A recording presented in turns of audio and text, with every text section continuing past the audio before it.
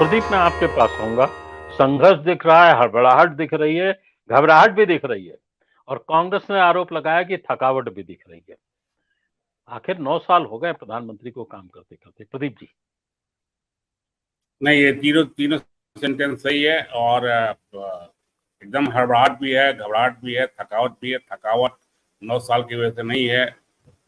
थकावट और कारण से देखिए, हड़बड़ाहट तो कर्नाटक में, मुझे लगता है कर्नाटक के चुनाव के बाद जो हड़बड़ाहट पहली बार घबराए, और उसके बाद जब बंगलोर में इनकी इंडिया की या विपक्षी की एकता हो रही थी, तो वो वहां से जो है मोदी जी या शाह साहब या बीजेपी के जो स्ट्रेटेजी बनाने वाले हैं, उनकी घबराहट हलचलें शुरू की। उसके बाद एक से एक पर एक, मतलब बचकानी हरकत नहीं कहेंगे, लेकिन बिना सोचे समझे फैसले शुरू हो गए।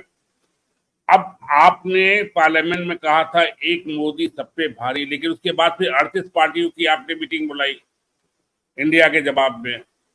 तो ये साफ है कि आप जो एक अकेला सब पे भारी बोल रहे थे, उससे ज्यादा कहीं मतलब आपको ये घबराहट दिखाई दी कि आपको 38 लोगों की जरूरत पड़ गई। हालांकि उसमें कोई पार्टी ऐसी नहीं थी, कई दर्जनों तो ऐसी पार्टियां थी जिनके कोई सांसद भी नहीं थे, ना राज्यसभा में, लोकसभा में।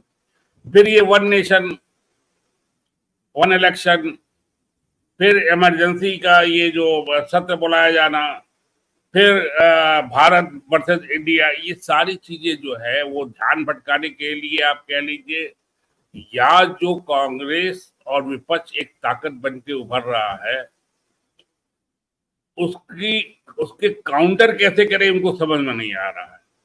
तो इसलिए वो इनको उलझाने के लिए, आप ये देखिए अमरीश जी की ये वन नेशन वाली थ्योरी कब आई, इमरजेंसी सत्र को कब बुलाया गया, जबकि बॉम्बे में मीटिंग हो रही थी। तो इनको रोकने के लिए एक ठोस कार्यक्रम या ठोस प्रोग्राम या ठोस फैसले की जगह जो है, ये खटपट जैसे होता है कि आप रोड़ा रास्ते पर काटे जाए, जिसका कोई मतलब नहीं है। ये मोदी जी भी जानते हैं, बीजेपी भी जानती है कि वन नेशन वन इलेक्शन नहीं हो पाएगा। क्योंकि आप इनके लॉ मिनिस्टर ने खुद जो है पार्लियामेंट सेशन में बता दिया था क्यों नहीं हो पाएगा। 5 कॉन्स्टिट्यूशनल अमेंडमेंट करने पड़ेंगे, वो बहुत चीज बताई थी उन्होंने। वो उनको ये भी मालूम है कि इंडिया का, भारत का नाम इंडिया जो है सरकारी तौर पर नहीं रखा जा सकता। आप बुलाने लगे, आप जबरदस्ती। हालांकि बड़ी बेइज्जती की बात है कि आप फॉरेन डिग्नेटरीज को वो लेटर भेज रहे हैं और राष्ट्रपति की ओर से भेज रहे हैं। पता नहीं राष्ट्रपति की रजामंदी है कि नहीं, राष्ट्रपति खाने पे बुला रही हैं और राष्ट्रपति की रजामंदी से वो बना लेटर की नहीं, ये भी आश्चर्य कि आपके यहाँ खाना हो और हम लिख दिए माननीय अमरीश जी जो है वो लिट्टी चोखा पे बुला रहे हैं। आपकी मर्जी में जाना ही नहीं। तो उसी तरह प्रेसिडेंट ऑफ भारत इनवाइट कर रहा है फॉरेन डिग्नेटरीज को, यानी कि बीजेपी और यहाँ के लोकल या दूसरी पार्टी के मेंबर्स को। तो आप जा रहे हैं Indonesia, Bharat prime minister of Bharat लिख रहा है, कोई बात नहीं, लेकिन राष्ट्रपति के एवज में ये नोटिस जाना, क्योंकि भारत का इंडिया बनना या इंडिया को खत्म करने के लिए भी गजट कॉन्स्टिट्यूशन बहुत सी प्रक्रिया है। नोटों का अलग छपना, मतलब बहुत लोग गिरा रहे 3 दिन से, तो बहुत चीजें गिरा दी गई।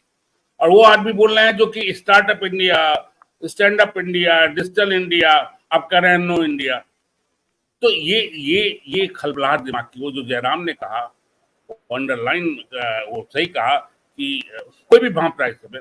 हिंदुस्तान का कोई भी राजनीतिक तौर पर जागरूक इंसान देख रहा है, नागरिक देख रहा है कि ये जो डिसीजंस आ रहे हैं, ये मोहम्मद तुगलक से भी ज्यादा जो है बिना सोचे समझे वाले डिसीजन आ रहे हैं, जिनका कोई अर्थ नहीं है और जो लागू भी नहीं हो पाएंगे।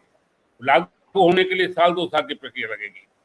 अब जो कांग्रेस की बात कर रहे हैं और वो अपोजिशन की बात कर रहे हैं, वो बंगलोर के बाद लगातार बड़ा ठोस तरीके से सोच समझ के, अब आप देखिए कल रात मल्लिकार्जुन खड़गे की यहाँ इंडिया के जितने भी घटक दल हैं उनके फ्लोर लीडर्स की मीटिंग हुई खाने पे हो।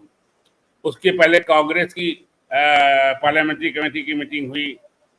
फिर आज सोनिया ने जो लेटर लिखा, वो हम आप जो बोलेंगे या जो विपक्ष बोलेगा, सारा कुछ उसमें कि भाई आपने क्यों बुलाया, क्या इमरजेंसी थी, आपने पहले ऐसे ऐसे बुलाया जाता था, क्या आपने इस इश्यू पर बुलाया, महंगाई पे बुलाया, क्या रोजगार पे बुलाया, क्या अडानी पे बुलाया?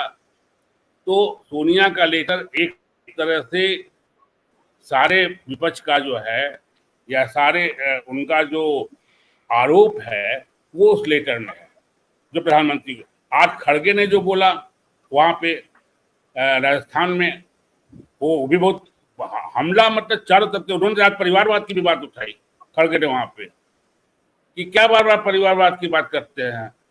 राहुल गांधी भारत यात्रा में जो जोड़ रहे हैं वही परिवार है। खड़गे का बड़ा अच्छा भाषण था।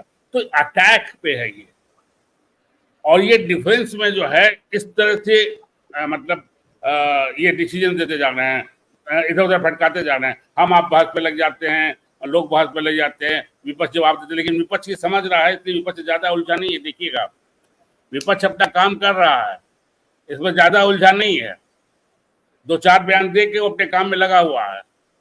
तो इसलिए मुझे लगता है कि इस समय बीजेपी, मोदी जी और जो चाणक्य शब्द जाते हैं वो घबराए हुए हैं, और उनके समर्थकों की भी हालत खराब है। आप देखिए, अडानी का जब दूसरा आया मसला, एक भी मंत्री ने सपोर्ट, एक भी मंत्री ने बयान नहीं दिया, किसी ने बयान नहीं दिया। और जो अभी आप बता रहे हैं कि राइटर, किसने बताया, शायद तिवारी जी ने, कि राइटर की ये न्यूज है कि अडानी को शामिल करेंगे, मुझे लगता है कि शायद ये ना हो। अगर ये होगा तो वो भी उसी तरह होगा जैसे कि ये सब बातें आ रही हैं, वन नेशन और इंडिया और ये सब, उसी तरह का बिना समझे बूझे। क्योंकि जिस आदमी पे बाहर की दो एजेंसियां, बाहर के दो बड़ी एजेंसियां आरोप लगा चुकी हैं, उनको आप अगर G20 में फॉरेन डिग्री के सामने किस हैसियत से शामिल कीजिएगा? तो मुझे लगता है कि राइटर की जो रिपोर्ट है उस पर अमल नहीं करेगी। अगर, लेकिन विनाश काल में विपरीत बुद्धि जो हो रहा है, उसको यही हम कहेंगे विनाश काल में हो रहा है।